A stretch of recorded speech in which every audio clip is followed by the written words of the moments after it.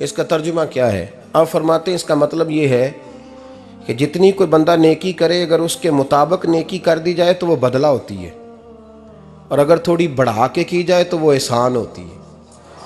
फरमाया रब करीम फरमाते हैं इस तरह करो, ज़रा सोच लो बचपन से लेकर आखिर तक, जहाँ तक तुम मौजूद हो तुम्हारे माँ बाप ने तुम्हारे साथ क्या किया है। अगर उससे बढ़ा के करोगे तो इसका मतलब है तुमने एहसान किया है। माँ बाप जो होते हैं ना, ठंडी छाँव, मीठी ज़िंदगी। माँ अनपढ़ भी हो ना तो कम से कम यूनिवर्सिटी होती है, और बाप अगर बिल्कुल अंगूठा छाप भी हो ना, तो किसी कॉलेज में, मदरसे में, इदारे में ना पढ़ा हो, तो बेटे के हक में जिन चीज़ों की ज़रूरत होती है वो सारी अल्लाह बाप को अता करके भेजता है। माँ बाप को ना कुछ इल्म लदुनी अल्लाह देता है कि बच्चों के लिए कैसे आगे बढ़ना है। माँ बाप एक हुस्न है मुआशरे का। रब तबारक व तआला की देखे ना, अल्लाह अकबर, दुनिया में किसी की मोहब्बत जांचनी हो ना तो मोहब्बत की तमसील दी जाती है। व तिलकल अमसालु नदरिबुहा लिन्नास, अल्लाह लोगों के समझने के लिए मिसालें बयान फरमाता है। अल्लाह तबारक व तआला ने जब अपना आप समझाना चाहा ना, तवज्जो है मेरी बात पर, जब मालिक ने अपना आप समझाना चाहा तो मेरे रब ने माँ बाप की मिसाल बयान फरमाई। रब्बिरहमहुमा कमा रब्बयानी सगीरा, या अल्लाह उन दोनों पे रहम फरमा। और ये लफ्ज़ रब यहाँ दो माने में आया है, उलमा बैठे। रब का माना होता है तदरीजन पालना का, या अल्लाह उन दोनों पे रहम फरमा जिन्होंने मुझे रब बन के पाला। यानी मतलब क्या, यहाँ रबूबियत का माना पालने के माने में, तदरीजन पालना। मेरे नबी पाक सल्लल्लाहु अलैहि वसल्लम ने फरमाया अल्लाह तुमसे 70 माओं से ज़्यादा मोहब्बत फरमाता है। ये इमाम सयूती ने दुर्र मंसूर में रवायत लिखी है। अच्छा भाई, अल्लाह ने भी मिसाल माँ की बयान फरमाई। फरमाया घर जाके अपनी अम्मा को देख लो, अम्मा तुमसे कितना प्यार करती है। बस उस प्यार को तोलना शुरू कर तो 70 माओं से भी ज़्यादा रब तुमसे मोहब्बत फरमाने वाला है। माँ के सीने में ना, देखे ना, एक बच्ची होती है बीए, वो उसने कर लिया, उसकी अम्मा रोज़ कहती है बेटे सवेरे उठा कर। सास के पास जाएगी तो वो कहेगी कि इसकी अम्मा ने सवेरे उठना सिखाया ही नहीं, और बेटी कहती है अम्मा जो जावांगी वेखी जाएगी। अच्छा, उसकी शादी हो गई, उसकी सास ने आहिस्ता आहिस्ता शिकवे शुरू कर दिए, खामन से कहने लगी तू इसको उठाता ही नहीं सवेरे। वो भी कहता है कमरे में जाके अम्मा शिकवा करती है तू उठती नहीं। और बच्ची लाडली थी, वो नहीं थी उठती टाइम पे। जिंदगी के 22 साल 23 साल वो सवेरे नहीं उठी, वक़्त पे नहीं उठी, मिसाल दे रहा हूं। फिर उसी बेटी को अल्लाह ने एक बेटा अता कर दिया।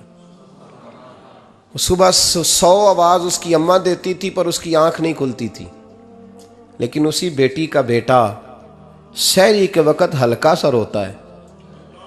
सारी दुनिया सोई है पर अम्मा उसकी फटाफट जागती है, फटाफट जागती है। एक आदमी था तो उसकी बीवी इंतकाल कर गई और उसने तलाक दे दी। 10-11 साल का उसका बेटा था, उसने दूसरी शादी कर ली। एक दिन अपने बेटे से कहने लगा बेटे वो सगी अम्मा ठीक थी या ये वाली ठीक है? तो बेटा कहने लगा अब्बा जी ये ठीक है। वो सगी अम्मी झूठ बड़े बोलती थी, सगी अम्मी झूठ बड़े बोलती थी, झूठी थी, ये सच्ची है। उसने कहा बेवकूफ़ तेरी माँ झूठी थी। उसने कहा अब्बा बड़ी। क्या किस तरह? कहने लगा अब्बा जी मैं ना, कभी आपको पता मैं शरारती हूँ, कभी मैं शरारत करता था ना, कोई बर्तन तोड़ देता था तो मेरी सगी अम्मा मुझे थप्पड़ मार के बाहर निकालती थी। कहती थी मैं ताला लगाऊंगी बावर्ची खाने को, तुझे सारी रात रोटी नहीं देनी, तू आज भूखा ही रहेगा। बिल्कुल नहीं देना, सारी रात नहीं देना। बड़े दावे करती थी, कस्में उठाती थी, पर बड़ी झूठी थी। आधा घंटा भी नहीं गुजरता था तो गलियों में मुझे ढूंढने लग जाती थी, ढूंढ के लाती थी, ढूंढ के, और ला के ना तो गलती मेरी होती थी, रोना मेरी अम्मा शुरू कर देती थी। वे ओए मैनू ना सताया कर वे पुत्रा। फिर मेरी मर्जी का खाना मुझे पका के देती थी, मेरी मर्जी का। और फिर मेरी अम्मा मुझे तोहफा भी देती थी। अब्बा जी वो झूठी थी, पहले कह रही थी सारी रात नहीं देना, अब आधा घंटा। ये बड़ी सच्ची है जवाब भाई है। मैं शरारत करता हूँ तो थप्पड़ मार के निकाल देती है, कहती है रोटी नहीं देनी। फिर मैं सारी रात रो के गुजारता हूँ पर नहीं देती। ये सच्ची है, वो झूठी थी। तू माँ के दर्द को क्या समझे। बच्चे तो कहते हैं अम्मा ने हमें कैद कर दिया, अम्मा कहती है मेरी मर्जी से खाओ। और तुझे नहीं पता उसने कैद नहीं किया, वो तुमसे प्यार बड़ा सच्चा करती, और बड़ा सच्चा प्यार करती है तेरे साथ, बड़ा सच्चा। बेटा बर्गर खा के आ जाता है, अम्मा कहती है रोटी खा ले, कहता नहीं आपने बैंगन पकाए हुए हैं मैंने नहीं खाने। तो अम्मा मिन्नतें करती है, कहती है चल तू दस की खाना है, तेनू सेवियां ना बना दियां, फटाफट दाल पक जाएगी, क्या खाएगा। वो अब्बा जी मेरी तरह करीब से कहते हैं छड़ पर भूख लगेगी तो आप ही खा लेगा। लेकिन अम्मा कहती है इसने रोटी ना खाई तो मुझे नींद नहीं आएगी। तो इस दर्द को समझना। मैं गुलाम हूँ एक आस्ताने का, और मैं समझता हूँ जो किसी का मुरीद ही नहीं उस पर तो साया ही नहीं, उसे चाहिए किसी बुजुर्ग का साया हासिल करे। लेकिन भाई ये बात भी बड़ी सच्ची है कि मेरे जैसे पीर के हाथ में 5,000 रुपया नजराना दो ना, पीर साहब दुआ करना, तो पीर साहब ने दुआ पक्की याद की हुई है सबके लिए, रट्टी रटाई, अल्लाह खैर करे अल्लाह भला करे, और सबके लिए रट्टा लगाया हुआ है। और अम्मा को बेटा वैसे ही कह जाए, वैसे ही अम्मा मैं इंटरव्यू देने जा रहा हूँ ज़रा दुआ करना, वो बीबियाँ मंगा के दुआए तंजीना पढ़ाना शुरू कर देती है, और सारी सारी रात मुसल्ले पे बैठी। इस दर्द को समझना। और भाई बड़ा वेल ड्रेस बेटा होता है, वेल ड्रेस नौजवान,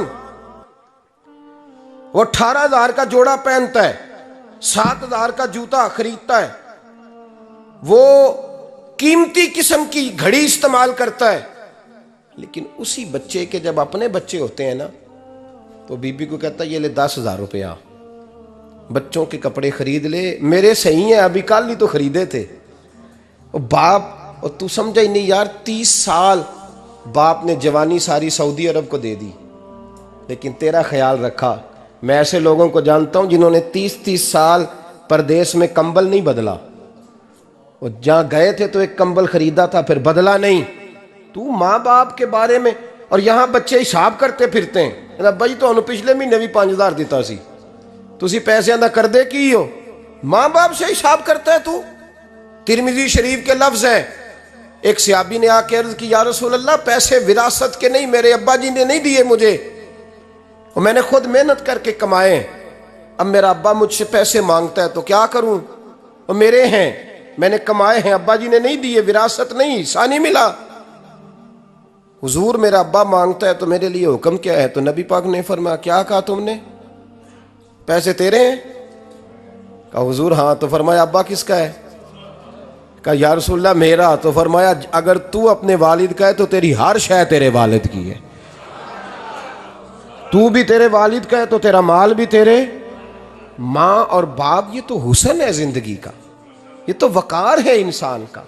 जब तक माँ बाप का हाथ पकड़ के चलोगे ना, रास्ते सीधे रहेंगे, और जिस दिन उंगली छोड़ के सड़क पे निकलना पड़ा ना, सर चकराने लगेगा। याद रखना ये बड़ा मुश्किल काम होता है। लोगों का तो रुख ही उस दिन वादे होता है जिस दिन आदमी साये से महरूम होता है। अम्मा तो कमरे में पड़ी हो ना, औरंगजेब आलमगीर की मां फौत हो गई, 350 कमरा था महल का, और अम्मा 12 साल टांगों से माजूर रही औरंगजेब आलमगीर की। अम्मा 12 साल कमरे से निकल नहीं सकी, साथ ही वाशरूम था या जो भी उस दौर में तरीका था। औरंगजेब जब महल में आते थे तो फिर भी सीधे अम्मा के पास जाते थे, और जब वापस निकलते थे फिर भी अम्मा के साथ। औरंगजेब की माँ का जनाजा उठा तो औरंगजेब ने रोना शुरू किया। फिर सालों बीत गए पर उसके आंसू खुश्क नहीं होते थे। एक शख्स ने कहा तेरी कोई अनोखी मर गई है, सारी दुनिया की मरती हैं। उसने कहा मैं बादशाह हूँ, 24 घंटे लोगों का आना जाना है, बड़े दबदबे हैं, बड़े डेरेदारियां हैं, बड़ी भैंसें, बड़ी गायें, बड़े खाने वाले, बड़े लांगरी। मेरी माँ बूढ़ी थी, एक कोने में पड़ी रहती थी, पर जब से वो गई है ये मुझे महल नहीं लगता, मुझे कब्रिस्तान लगता है। मुझे लगता है ये कब्रिस्तान है। माँ और बाप तो तेरी नेमत है भाई। हम बच्चे, हमारे आजकल के बच्चों ने एक मसला बड़ा पक्का याद कर लिया, कहते मौलाना पीर साहब पसंद की शादी करना जायज नहीं। मैं कहता हूं साहब और भी बड़ी चीजें जायज है, सिर्फ एक ही शय जायज रह गई है। रसूल पाक सल्लल्लाहु अलैहि वसल्लम सिवाय अल्लाह के किसी के पाबंद नहीं, किसी के पाबंद नहीं। पर जनाब सैयदा खतीजतुल कुबरा रदी अल्लाह ताला अन्हा ने पैगाम निकाह दिया, या रसूलल्लाह मैं शादी करना चाहती हूँ, हुजूर किसी के पाबंद नहीं। पर मेरे महबूब ने फरमाया मेरा चचा मेरे वालिद की जगह है, मैं अपने चाचा से पूछ के तुम्हें जवाब दूंगा। यह है पसंद की शादी जो मेरे नबी ने बयान फरमाई है। तू सारा कुछ क्रॉस कर कर के गुजर जाता है।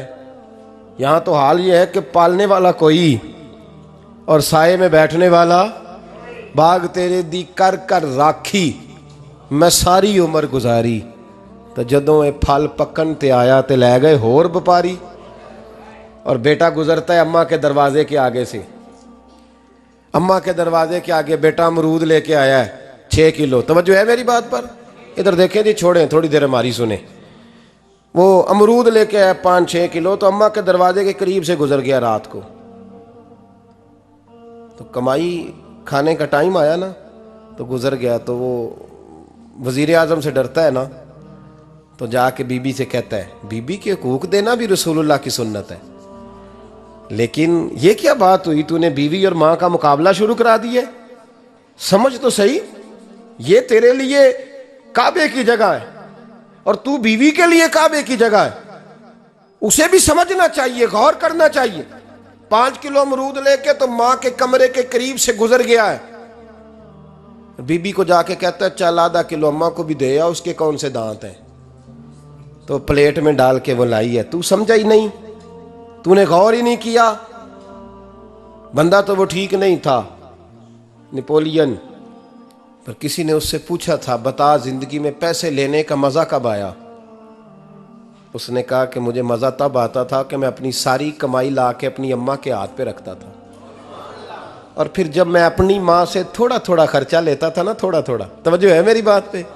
अम्मा जी 10 रुपए दे आज, कहते जब मैं थोड़ा थोड़ा खर्चा लेता था ना, तो मुझे यूं लगता था जैसे मैं बादशाह वक्त के सामने खड़ा हूं और वो खजाने का मुंह खोल खोल के मुझे देता जा रहा है। तो इस जायके को समझ तो सही भाई, तो इसको समझ तो सही भाई। याद रखें और गौर करें, माँ और बाप। और फिर ये भी सुन लें, नबी पाक सल्लल्लाहु ताला अलैहि वसल्लम ने माँ बाप के लिए फरमाया हुमा जन्नतुका व नारुक, यही तेरी जन्नत है और यही तेरे लिए जहन्नम है। अगर ये राज़ी हो गए तो तेरे लिए जन्नत है, नाराज़ हो गए तो चाहे तू एक 100 पीर के मज़ार पे हाज़री दे आ, लेकिन जब तक अब्बा राज़ी नहीं उतनी देर तक अल्लाह राज़ी। ये हदीस पाक है, हुज़ूर ने फरमाया जिसके वालिद राज़ी उसका अल्लाह राज़ी, और जिसका बाप नाराज़ उसका अल्लाह। हाँ बेशक, अब ये हदीस है ना, तो सारे वली एक तरफ बैठ जाएं, कहें या अल्लाह बख्श दे मुरीद को। लेकिन अगर अब्बा कहे या अल्लाह ना माफ़ करना, तो अल्लाह उन औलिया की नहीं मानता, वालिद की मानता है। इसलिए बुल्ले शाह आसमानी उड्डदियाँ पढ़ना है, जेड़ा घर बैठा उन्होंने पढ़िया ही नहीं। भाई याद रखो, माँ बाप से प्यार करो, इनकी खिदमत करो, इनके पास बैठा करो, और माँ बाप को टाइम दें, वक़्त दें, चंद घड़ियाँ उनके पास बैठें। आप यकीन करें, अब्बा जी से आप मशवरा कर लें, सिर्फ मशवरा, मर्जी बेशक अपनी करें, लेकिन उस मशवरे में आपको इतना साया मिलेगा कि ज़िंदगी में कभी नाकामी नहीं होगी। पर असी सज्जन दी मन्नी अब्बे दी नहीं मन्नी। वो फटे पे जो नलायक हमारी तरह का बैठा है उससे मशवरा लेना है, वालिद से नहीं लेना। बाप के पास बैठें, उससे मशवरा लें। मेरे अब्बा जी किसान थे। मैंने अपनी ज़िंदगी में ढेरों चीज़ें अपने बाप से सीखी हैं, दर्जनों चीज़ें सीखी हैं। मेरे वालिद बड़े खुददार थे, मिजाज में अजीब सी खुददारी थी। कोई बंदा कभी हाल पूछ लेता था ना कि हालात किस तरह के हैं, तो फरमाते थे भाई अगर बताना हुआ तो अपने अल्लाह को बताऊंगा। अल्हम्दुलिल्लाह बड़ा फजल है, मैंने उनके हाथों पे हमेशा छाले देखे, हमेशा छाले, लेकिन उनका हाथ कभी किसी दुनियादार के सामने फैलता हुआ नहीं देखा। लोग मुझे कहते हैं आप किस पीर साहब के साहबजादे हैं, तो मैं कहता हूँ मैं उस पीर का साहबजादा हूँ जिसने मेहनत करके हलाल की कमाई खाई सारी जिंदगी। ये लोग पीर नहीं होते, ये मुर्शिद नहीं होते। और मैंने दर्जनों चीज़ें सीखी उनसे। तो सीखने तो बैठ, तुझे हज़ारों चीज़ें मिलेंगी। भाई अपनी ज़िंदगी में माँ बाप की तरफ देखो, सबसे ज़रूरी काम है इन्हें वक़्त दो। अम्मा के ओ भाई बड़ा मुश्किल है दुनियादारों से तारीफ़ कराना, तो अम्मा दे कोल ते एवं 2 मिनट राती बईए ना आखी अम्मा पैर कटे ना रजाई चो तेरे घुट छड़ा, तो अम्मा कहती जा मेरा पुत्र थकिया आया तू सो जाके, मैं कदों काम लगी सा, मैं कदों हल वाहन डई सा, जा सो जा जाके। बस ये कार्रवाई है। तूने 2 मिनट के लिए कह दिया, सवेरे पूरे मोहल्ले में तेरी अम्मा कहेगी अल्लाह मेरे पुत्र वर्गा पुत्र सारिਆਂ ਨੂੰ दे। राती आउंदा है तो मैनू घुट के सौंदा है, अल्लाह घुटिया कोई नहीं सोया भी कार्रवाई पाई सू, लेकिन वो सबको बताती है। तो भाई इतनी कीमती चीज़ और तू छोड़ के बैठ। मैं कभी जलसे से देर से आता था ना, अब तो जाता नहीं ज़्यादा जगहों पे, कोशिश करता हूँ कि चलो माहौल के मुताबिक, थोड़ा खुश्क आदमी हूँ तो हर जगह सेट नहीं हो पाता, इसलिए कम जाता हूँ। तो कभी रात को आते थे ना देर से, मेरी अम्मा जी शुगर की मरीज़ थी, तो मैं छोटे भाई को फ़ोन करता था कि अम्मा जी सो गए, कहते सो गए। मैं कहता था कि तू ना इस तरह कर, नीचे आ जा, 2 बज गए, वो शुगर की मरीज़ है, आँख खुल जाए ना तो दोबारा लगती नहीं बुज़ुर्गों की, तो तू दरवाज़ा खोल दे, अंदर दस्तक दी तो दिक्कत होगी। तो मैं जूते उतार के अंदर दाखिल होता था, तो पहला कदम रखता था तो मेरी अम्मा बोल पड़ती थी पुत्र आ गए, आ गए। ओ भाई तू इस दर्द को समझना, कोई तुझे मिलेगा, कोई मिलेगा तुझे ऐसा। अब मैं दूर दराज भी चला जाता हूँ, उनकी ज़िंदगी में नहीं जा पाया, कहते हमने नहीं जाना, घर में रहना है, इस कैफ को समझ ले, इस दौलत के करीब हो जा। हज़रत अबू हुरैरा रदी अल्लाह ताला अन्हु फरमाते हैं मेरी अम्मा बूढ़ी थी, मैं उनकी खिदमत करता था।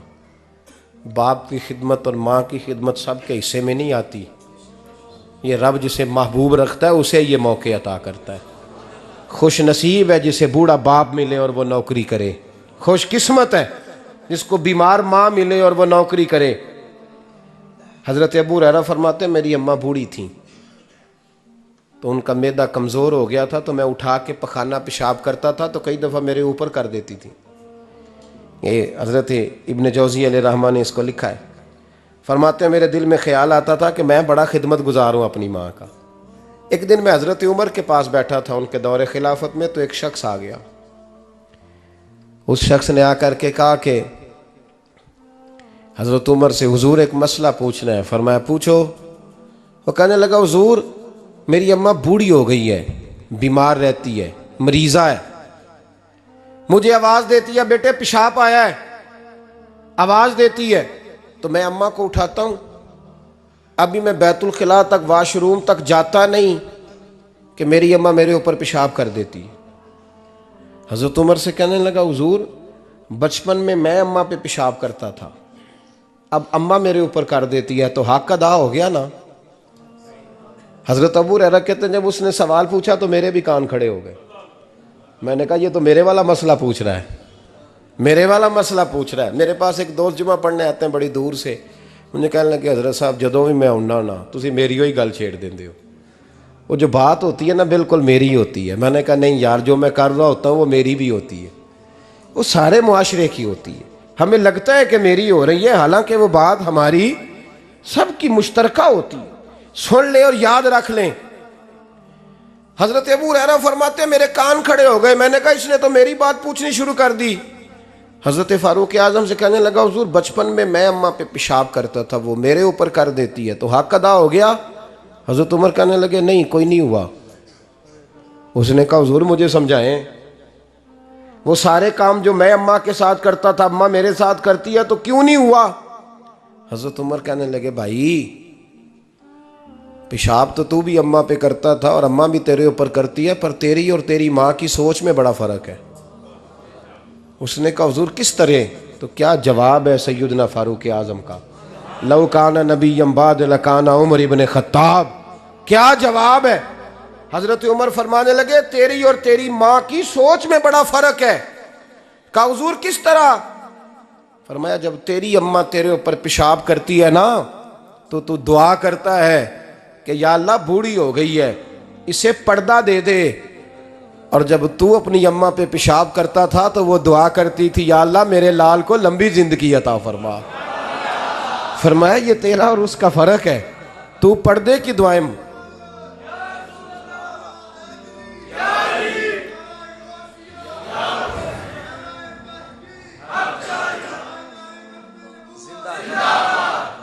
सुने अजीजों, कहा जब तेरी और तेरी माँ की सोच में, और नबी पाक सल्लल्लाहु अलैहि वसल्लम ने फरमाया है जितने भी गुनाह इंसान करता है ना, अल्लाह करीम सज़ा को रोक देता है, क़यामत में सज़ा देगा। और जो माँ बाप का नाफरमान है ना, उसको दुनिया में भी सज़ा मिलेगी। जो माँ बाप का नाफरमान है उसे दुनिया में भी, आप यकीन करें, बच्चे थोड़ा सा पड़ जाते हैं बेचारे, तो माँ बाप से कहते हैं अब्बा जी तुसी पुराने दौर दे हो, तो की पता होए, और तुझे पता ही नहीं भाई, तुझे खबर ही नहीं, ये पुराने दौर के नहीं, तू बेवकूफ़ों के दौर का है, तू समझ ये कोई तालीम है। अकबर अलाहाबादी ने कहा था हम ऐसी लाखों किताबें काबिल ज़ब्ती समझते हैं, जब्त करने को दिल करता है, हम ऐसी लाखों किताबें काबिल ज़ब्ती समझते हैं जिनको पढ़ के बेटे बाप को खबती समझते हैं। को बात है करने वाली, माँ और बाप इतना बड़ा दर्जा है। और भाई सुन लो और इस बात को याद रखना, दुनिया में सियाबी होने से बड़ी विलायत कोई नहीं।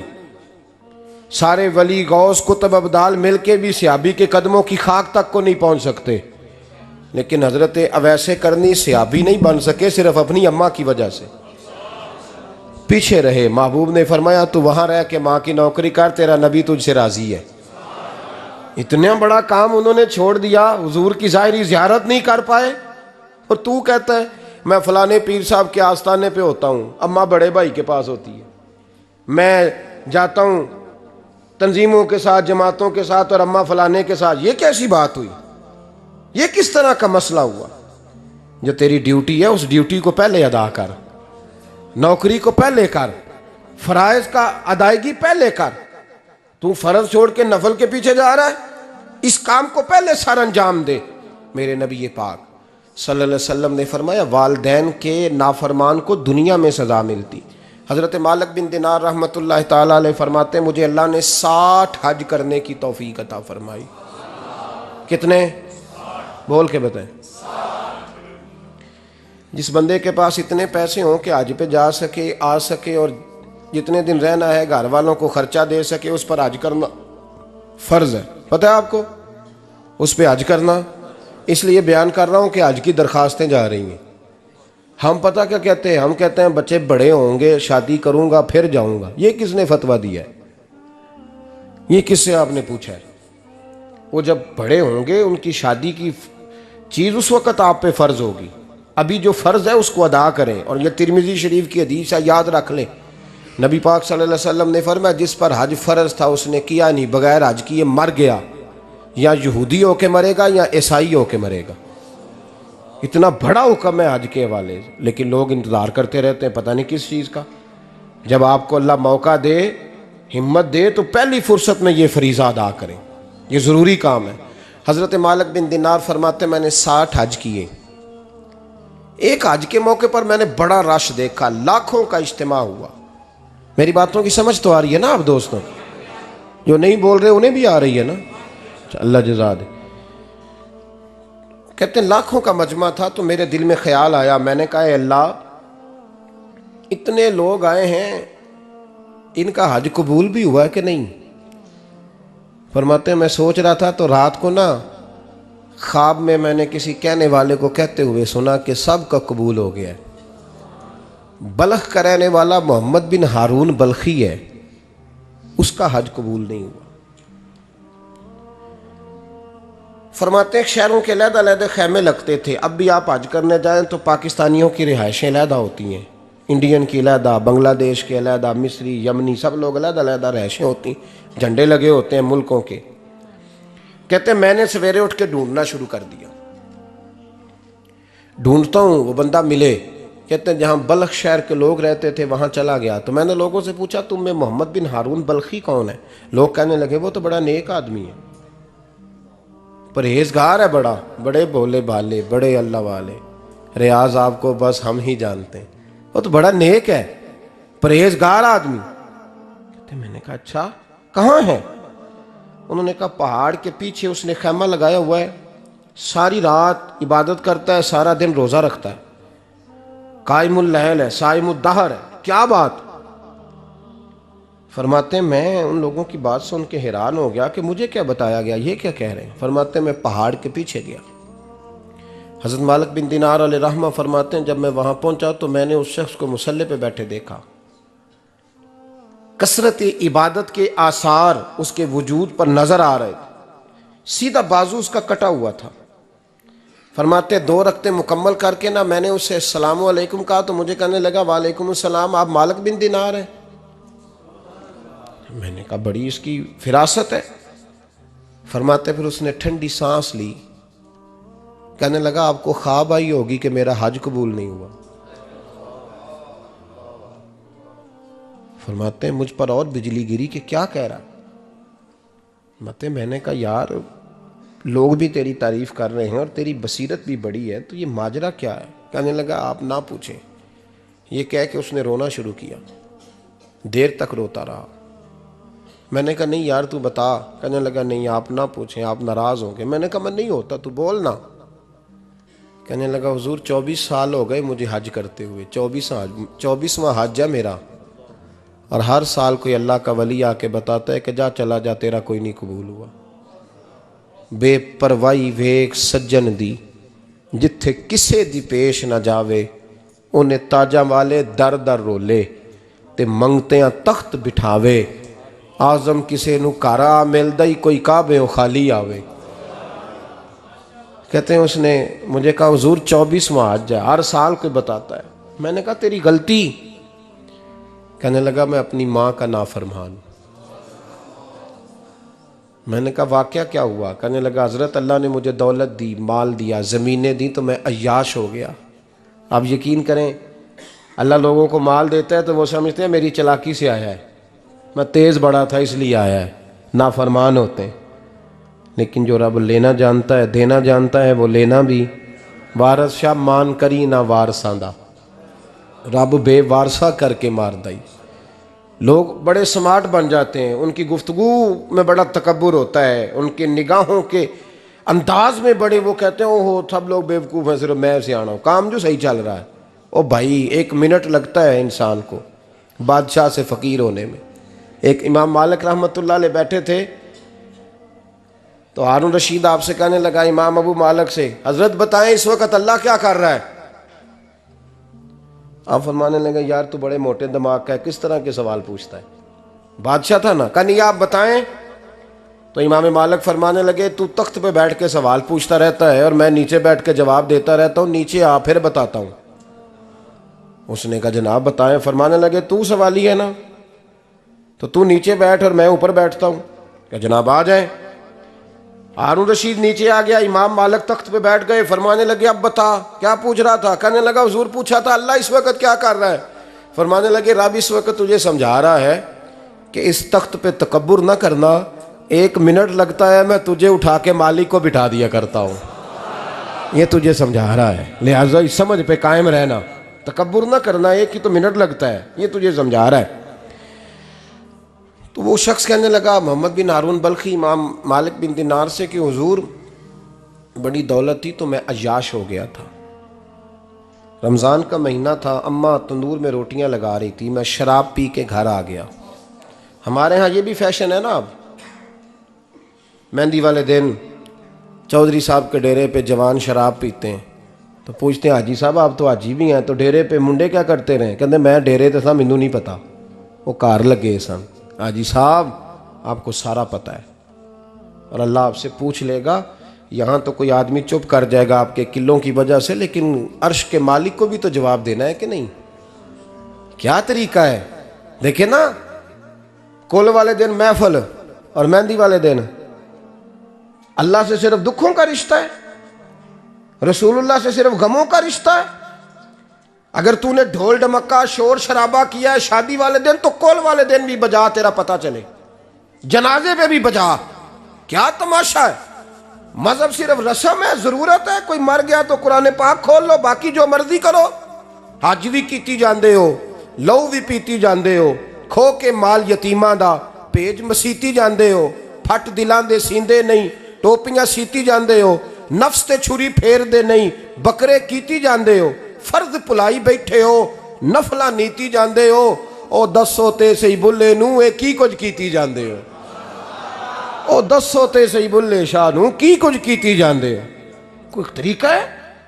कोल शरीफ पे मौलवी साहब तशरीफ लाइएगा, अब्बा जी के कोल हैं, तो मैं तो कहता हूँ बजा ना बैंड बाजे वाला आज भी, तेरा पता चले कि ये दो दो काम कैसे होते हैं। तू किस तरह दो कश्तियों का, समझ नहीं आती बात की। मैं तो जाता ही नहीं बैंड बाजे वाली शादी पे, मैं कहता जिनको मर्दी पढ़ा लो ने कहा, हमसे नहीं दो दो काम होते। अल्लाह रोजी देने वाला है, एक ही करते हैं, दो रंगी छोड़ के यक रंग हो जा, सरासर मोम हो जा या संग हो जा, मौज करो। हम इस चक्कर में पड़ते ही नहीं, हम वो रास्ता ही छोड़ देते हैं जो हमारी तबीयत के मुताबिक नहीं होता, बस ख़त्म हो गई बात। इसलिए गौर करें और याद रखें इस बात को। इमाम मालिक बिन दिनार रहमतुल्लाह अलैह फरमाते हैं, मुझसे कहने लगा पैसे आए तो मैं अय्याश हो गया। रमज़ान का महीना था, असर के बाद मेरी अम्मा इफ्तारी की तैयारी कर रही थी, मैं गया, मैंने कहा शराब पी हुई, अम्मा रोटी दे, तो अम्मा कहने लगी शर्म कर, शर्म कर, रोज़ा रखा नहीं तो जिन्होंने रखा है उनका तो ख्याल कर। कहते अम्मा की बात का मुझे गुस्सा लगा। मैं कहा करता हूँ बदनसीब है वो बेटा जिसका बाप उससे बात करते हुए डरता है कि पता नहीं कहाँ से बोलेगा। बदनसीब नहीं वो बेटा जिसकी माँ उससे बात करते हुए सहम जाती है कि पता नहीं कौन सी बोली बोलेगा। बदनसीब नहीं कि माँ बाप भी जिससे खोल के बात ना कर सके। हजरत मालिक बिन दिनार से कहने लगा, अम्मा ने जब कहा ना शर्म कर, तो मुझे गुस्सा आया, मैंने माँ को थप्पड़ मारा और मेरी माँ जलते हुए तंदूर में गिरी। लोगों ने मुझे पकड़ के अंदर बंद कर दिया कमरे में। सारी रात मैं शोर सुनता रहा पर नशे में धुत रहा। सवेरे आंख खुली तो मेरी बीवी बैग बांध रही थी। मैंने कहा कहाँ जा रही हो? कहने लगी जो माँ का नहीं बना मेरा कैसे बनेगा। वो मैंने कहा मेरी अम्मा का, वो तो लोगों ने रात को ही दफन कर दी जनाजा पढ़ के। तड़प के कहने लगा मुझे क्यों नहीं बताया? तो कहते हैं लोग कहने लगे तेरी मरती हुई माँ कह गई थी इसे मेरा मुंह ना देखने देना, मेरे जनाजे के करीब ना आए। हज़रत मालिक बिन दिनार फरमाते हैं जब उसने ये बात सुनाई तो मैंने भी उसके मुंह पे थप्पड़ मारा। मैंने कहा तू इसी काबिल है। कहते हैं वो रोने लगा, हुजूर दुआ करे अल्लाह मुझसे राज़ी हो जाए। कहने लगा जब माँ की इंतकाल की खबर मिली तो मैंने कुल्हाड़ी लेके वो हाथ काट दिया जिससे माँ को मारा था। मैंने सारी जायदादें खिरात कर दी। 24 साल हो गए, 24 साल। सारी रात नमाज पढ़ता हूँ, रोज़ा रखता हूँ, हज करता हूँ, पर हर साल कोई आके कहता है जा दौड़ जा तेरा कोई नहीं कबूल हुआ। हुजूर दुआ करे मालिक राज़ी हो जाए। फरमाते मैं थप्पड़ मार के आ गया। मैंने कहा तुझसे राज़ी हो जाए इतने जालिम से? इमाम मालिक फरमाते हैं रात को आके सोया तो मुझे ख्वाब में रसूल पाक का दीदार हुआ। तो नबी पाक अलैहिस्सलाम ने फरमाया मालिक तू उसे मायूस क्यों कर आया है? अल्लाह तो बड़ा मेहरबान है। कहा हुजूर माँ के नाफरमान को माफ़ी कैसे मिलेगी? तो इमाम मालिक फरमाने लगे नबी करीम ने फरमाया जा उसे जाके बता दे तुझे क़यामत में तेरी माँ की वजह से बख्श दिया जाएगा। कहा हुजूर अम्मा की वजह से किस तरह? तो महबूब फरमाने लगे इसकी माँ क़यामत में इसके खिलाफ मुकदमा दायर करेगी रब करीम की अदालत में। ए अल्लाह मैंने 9 माह पेट में रखा, दर्द सह के इसे जना, जिगर का खून पिला के पाला और इसी ने मुझे कत्ल किया। रब करीम इसकी माँ का मुकदमा सुन के कहेगा उठाओ इसको दोज़ख में फेंको, इसने माँ जलाई थी इसे भी जलाओ। महबूब फरमाने लगे जब पकड़ करके मालिक उसको मोहम्मद बिन हारून को लोग ले जाएंगे ना जहन्नम की तरफ, अभी फरिश्ते घसीटेंगे ही तो पलट के फिर अम्मा की तरफ देखेगा और दूसरी दफ़ा फिर घसीटेंगे तो पलट के देखेगा और तीसरी दफ़ा फिर पलट के कहेगा अम्मा ये मुझे जलाने लगे, अम्मा ये जहन्नम में फेंकने लगे। मेरे हबीब फरमाने लगे वो जल के मरने वाली माँ वहाँ भी बोल पड़ेगी, कहेगी या अल्लाह चल मैंने माफ़ किया तू भी माफ़ कर दे। ऐ अल्लाह मैंने माफ़ किया तू भी माफ़ कर दे, अल्लाह तू माफ़ कर दे इसे, अल्लाह तू इससे दरगुजर फरमा, इसे माफ़ कर दे। मेरे महबूब पाक अलैहिस्सलाम फरमाते रब करीम कहेगा इसने तुझे जलाया, तो कहेगी अल्लाह ये तो बेटा था इसने जला दिया, मैं माँ हूँ, मेरे सामने जले तो मैं कैसे बर्दाश्त कर सकती हूँ। फरमाया उसने जला के मारा था, पर उसी माँ की वजह से रब करीम इसे जन्नत अता फरमाएगा। पलटा पलटा, जा जाके माँ के पैरों में बैठ, जा सवेरे अनपढ़ बाप से दुआ कराया कर, जा बिल्कुल अंगूठा छाप बाप से सुबह दुआ कराया कर, देख रब करीम तेरे लिए रहमतों के दरवाजे खोल देगा। और आखिरी बात ये भी सुन ले, माँ बाप के इंतकाल के बाद रिश्ते ख़त्म नहीं होते। रिश्ते ख़त्म, क्या दुआ मांगते हो नमाज में? रब्बना इग़फिर ली। इसका मतलब है माँ बाप तो है ना, वो जो औलाद बचपन में चली जाएगी ना, नाबालगी में, छोटे बच्चे, वो क़यामत में माँ बाप की सिफारिश करेंगे। माँ बाप के इंतकाल के बाद भी आला हज़रत फ़ाज़िल बरेलवी ने 12 हुकूक लिखे हैं माँ बाप के फतावा रज़विया में। फरमाया उनके दोस्तों से दोस्ती रख, उन्होंने वादे किए थे वो वादे पूरे कर, अगर उनके ज़िम्मे कर्ज़े हैं तो अदा कर, और अगर तेरे माँ बाप जो नेकियां करते थे वो नेकियां जारी रख। और इमाम जलालुद्दीन सयूती ने शरह सुदूर में लिखा है, ज़मीन पे रह के गलत काम ना करना, वरना फरिश्ते कब्र में जाके तेरे माँ बाप को कहेंगे तो कितनी बुरी औलाद पैदा करके आया। और फरमाया तो दुनिया में रह के अच्छे काम कर, चाहे दुआ मांग चाहे ना मांग, फरिश्ते कब्र में जाके कहेंगे क्या बात है तुम्हारे बेटे की, कैसा लाल पैदा किया है, दुनिया खैर से भर दी है। और भाई मुझसे कोई बंदा पूछे ना कि माँ बाप को इसाले सवाब का सबसे बेहतरीन तरीका, तो मैं कहता हूँ बेटे नमाजी हो जाओ। क्या कर, ताकि हर नमाज की आखिरी रकत में तो कहे रब्बना इग़फिर ली। नमाज अल्लाह की, जिक्र माँ बाप का, अल्लाह ने रख दिया है। रब्बना इग़फिर ली हर नमाज की हर आखिरी रकत में ख़त्म शरीफ पढ़ा जाएगा। और नमाज के अंदर पढ़ेंगे इंशाअल्लाह ताला, पढ़ेंगे नमाज इंशाअल्लाह, वादा नहीं करा रहा। दाढ़ी किसकी सुन्नत है? नहीं, जिन्हें नहीं रखी हो बोलो, जिन्हें रखी हो तो बोलन डैन है। किसकी सुन्नत है? तो सरकार के गुलामों ने रखनी है, किसी और ने रखनी है? गुलाम कहते हैं अभी हम नेक ही नहीं, नेक होंगे तो रखेंगे। वो खुदा के बंदो, नेक तो सारी ज़िंदगी बंदा नहीं होता। कभी किसी ने दावा किया है वली गौस कुतुब ने कि अब मैं बिल्कुल गुनाह नहीं करता, मैं पाक साफ हो गया हूँ? किया है कभी? ये शैतान का वसवसा है।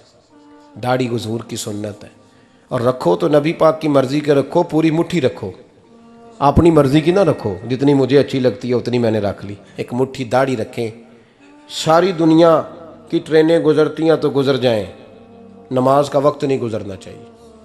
बस ख़त्म हो गई बात। दुनिया तो चंद रोज़ है, ओ पईयां देस दियां कबरां जिन्हां ते फुल पे, उधरों कोई नहीं जी आमदा तो इधरों लखां गए। नमाज सबसे पहले, इसलिए कि रब रसूल के बगैर हमारा गुजारा ही नहीं, गुजारा ही नहीं। नमाज, कुरान पाक और दुरूद व सलाम, ये कज़ा होना ही नहीं चाहिए, जो मर्ज़ी हो जाए। और साथ साथ सुन्नत और शरीयत का लिहाज करना सीखें। और मेरी अपील ये है,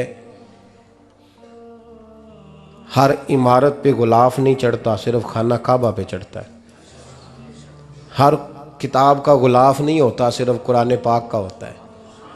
हर बीबी का पर्दा नहीं होता, सिर्फ मुसलमान औरत का होता है। जो चीज़ें पर्दों में होती हैं ना, वो मुक़द्दस होती हैं। और भाई टाफ़ी से भी रैपर उतार दो तो मक्खियाँ बैठने लगती हैं। तो जो बीबी पे पर्दा होगी उस पर बुरी नज़रें नहीं जमेंगी। ड्यूटी है आपकी, बेटियों को पर्दा कराएं, बहनों को पर्दा कराएं, माँ बाप माओं को गुजारिश करें। पर्दा हुस्न है मुसलमान का। जिस घर में पर्दा रहता है उस घर में अल्लाह के फरिश्ते रहमत नाज़िल फरमाते हैं। ये कोई फैशन, कोई तरीका, कोई मतलब ही नहीं इन चीज़ों का। बापर्दा करें अपने घरों को। दुआ करता हूँ अल्लाह तबारक व तआला मेरी इस हाज़िरी को कबूल फ़रमाए। अल्लाह आप सब का आना कबूल फ़रमाए। और जो कुछ मैंने कहा, अल्लाह तबारक व तआला हमारे दिलों में, हमारी रूहों में इस जज्बे को जागुज़ी फ़रमाए। आखिर दावाना।